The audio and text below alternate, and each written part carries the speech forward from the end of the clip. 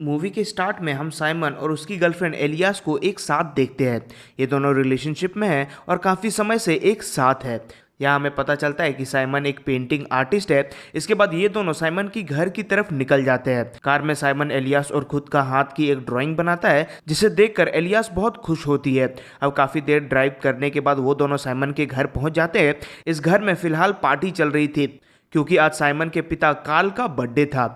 वहाँ पर कई सारे रिलेटिव भी आए हुए थे और फिर सभी लोग मिलकर कार्ल का बर्थडे सेलिब्रेट करते हैं। यहाँ हमें ये बात पता चलती है कि साइमन की फैमिली में ऑलमोस्ट सभी डॉक्टर है, पर साइमन पेंटिंग में अपना करियर बनाना चाहता है, जो कि कुछ लोगों को काफ़ी अजीब लगती है। इसलिए वहाँ पर मौजूद एक रिलेटिव साइमन को डॉक्टर की पढ़ाई करने की सलाह देते हैं। ये चीज़ साइमन के पिता कार्ल देखते हैं तो वो जाकर उसे टोकते हैं और साइमन से कहते हैं कि तुम्हें बस वही करना चाहिए जिस पर तुम्हारा मन लगे। इस पार्टी में हम सोंजा को देखते हैं, जो कि कार्ल की पर्सनल सेक्रेटरी है। यहाँ हम ये भी देखते हैं कि साइमन की माँ एग्नेस सोंजा को बिल्कुल भी पसंद नहीं करती, क्योंकि उसके हस्बैंड का सोंजा के साथ अफेयर चल रहा था। आगे साइमन अपनी माँ से कुछ बातें करता है। साइमन भी समझ गया था कि उसके डैड की वजह से उसकी माँ बिल्कुल भी खुश नहीं है।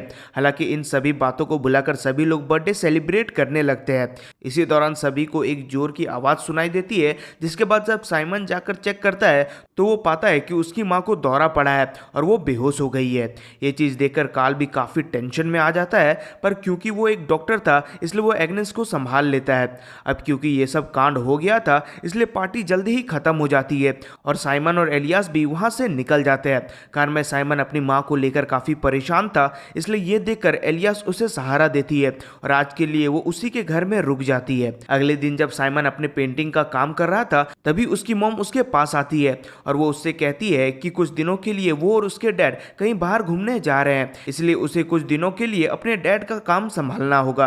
ये सुनकर साइमन मना कर देता है, क्योंकि वो एलियास के साथ वीकेंड बिताना चाहता था। पर उसकी माँ उसे जिद करते हुए कहती है कि अगर मैं तुम्हारे डैड के साथ नहीं गई तो वो अपनी सेक्रेटरी सोंजा के साथ चले जाएंगे। और फिर ये सारी बातों को सुनकर साइमन भी मान जाता है। अगले दिन साइमन अपने पिता कार्ल के पास जाकर पूरा काम समझता है और कार्ल भी उसे सब कुछ समझा देते हैं कि उसे क्या क्या काम करना है। साथ ही में वो साइमन को ये भी कहते हैं कि सप्ताह में 3 बार सोंजा यहाँ काम के सिलसिले में आएगी और अगर तुम्हें किसी भी तरह की प्रॉब्लम या हेल्प चाहिए तो वो तुम उससे कह सकते हो। फिर पूरा काम समझाने के बाद कार्ल अपने वाइफ के साथ वेकेशन में निकल जाता है, जिसे देखकर सोंजा बिल्कुल भी खुश नहीं थी। अगले दिन साइमन अपने पिता के सभी काम को करता है और फिर गार्डन में बैठकर रिलैक्स करने लगता है।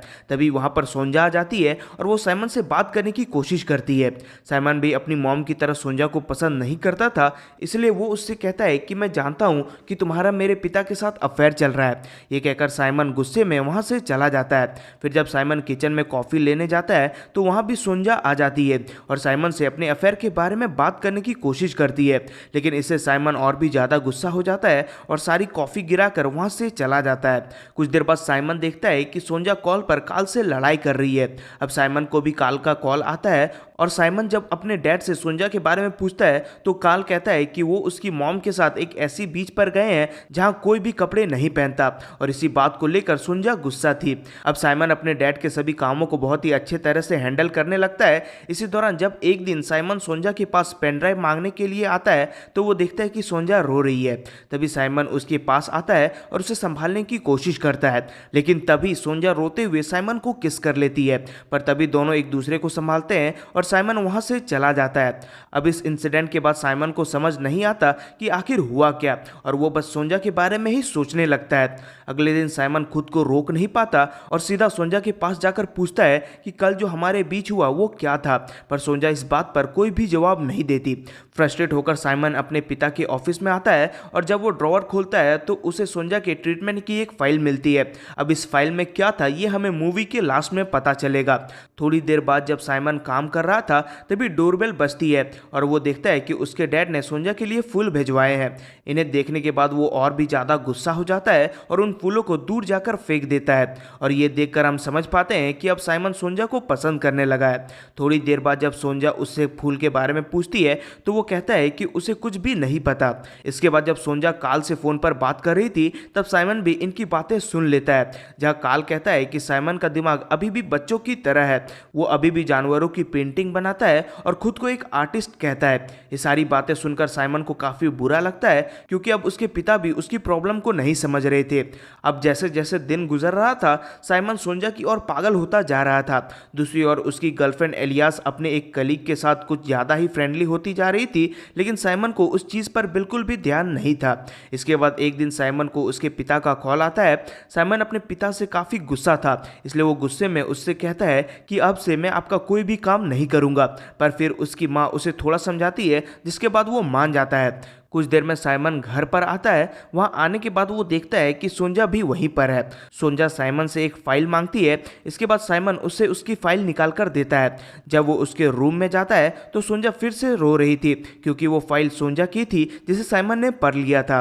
फिर साइमन उसे सहारा देने के लिए जाता है। तब ये दोनों करीब आ जाते हैं और फिर यहीं से इन दोनों का अफेयर स्टार्ट हो जाता है। अब साइमन ने सोंजा को पा लिया था, इसलिए वो इस बात से बहुत ही ज़्यादा खुश था।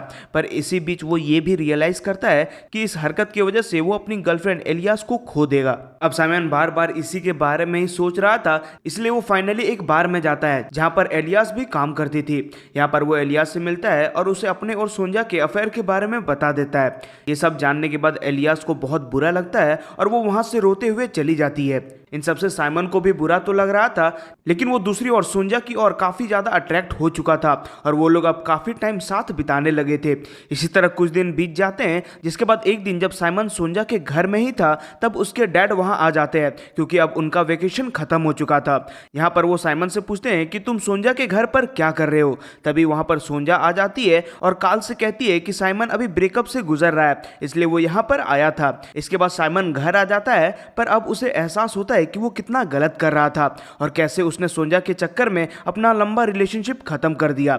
ये सोचकर साइमन को पैनिक अटैक आने लगता है, इसलिए वो शराब पीकर जैसे तैसे करके सो जाता है। तभी उसे उसकी माँ का कॉल आता है और वो टेंशन में साइमन से कहती है कि तुम्हारे डैड मुझे छोड़कर सोंजा के पास रहने के लिए जा रहे हैं, क्योंकि सोंजा ने तुम्हारे डैड को धमकी दी है कि अगर उसने ऐसा नहीं किया तो वो सुसाइड कर लेगी। साइमन की माँ काल को बहुत रोकती है, लेकिन वो नहीं रुकता और जब तक साइमन घर आता है तब तक काल वहां से जा चुका था और उसकी माँ घर पर अकेली अपनी किस्मत पर रो रही थी। यहाँ पर रोते रोते साइमन की माँ साइमन से कहती है कि तुम मेरी तरह गलती कभी भी मत करना और तुम्हें हमेशा अपने प्यार को पाने की कोशिश करनी चाहिए। यह बात सुनकर साइमन को एलियास की याद आती है और वो सीधा एलियास के पास जाता है। यहाँ वो एलियास को बहुत मनाने की कोशिश करता है और साथ ही में वो एलियास से अपने किए कराए की माफ़ी भी मांगता है, लेकिन एलियास उसे माफ़ नहीं करती और उसे उसके लाइफ से चले जाने को कहती है। इन सब के बाद साइमन घर आता है। अब वो पूरी तरह से टूट चुका था और उसे लग रहा था कि उसने सब कुछ खो दिया है, इसलिए उसे पैनिक अटैक आने लगता है, जिससे वो नीचे गिर जाता है और वहीं पर वो बेहोश हो जाता है। फिर जब साइमन की आंखें खुलती है तब वो खुद को हॉस्पिटल में पाता है और उस टाइम उसके सामने उसके डैड काल खड़े थे।